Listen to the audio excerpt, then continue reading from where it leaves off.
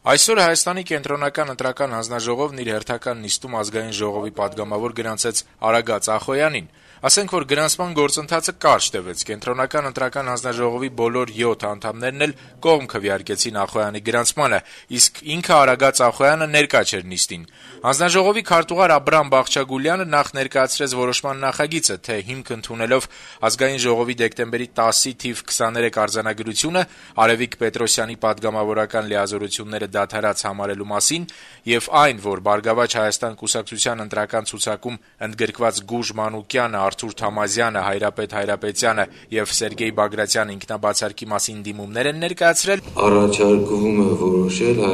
համամասնական ընտրակարգով Բարգավաճ Հայաստան կուսակցության ընտրական ցուցակից Հայաստանի Հանրապետության ազգային ժողովի պատգամավոր գրանցել Արագած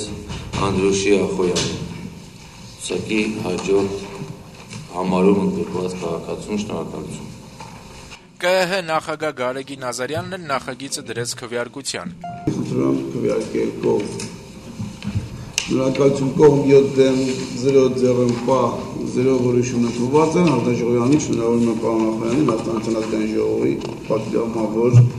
ընտրվելու կապակցությամբ։ Հիշեցնենք, Ազգային ժողովի պատգամավորական 1 աթոռ թափուր մնաց այն բանից հետո, երբ դեկտեմբերի 8-ին Հանրապետության նախագահ Սերժ Սարգսյանի հրամանագրով Բարգավաճ Հայաստան խմբակցությունից Արևիկ Պետրոսյանը նշանակվեց Սահմանադրական դատարանի անդամ։ Հայտնի է, որ մինչ այդ էլ հոկտեմբերի 7-ին Տիկին Պետրոսյանը հրաժարական էր տվել Ազգային ժողովի փոխնախագահի պաշտոնից, մնալով սակայն պատգամավոր։ Ասենք նաև, որ օրերս Ազգային ժողովի եվրոպական ինտեգրման հարցերի մշտական հանձնաժողովի նախագահ Բարգավաճ Հայաստան խմբակցությունից Նաիրա Զոհրաբյանը լրագրողներին փոխանցել էր, որ խմբակցությունը քննարկել եւ որոշել է, որ Արևիկ Պետրոսյանին պետք է փոխարինի Արագած Ախոյանը, իսկ թե ինչու է ընտրությունը կանգ առել հենց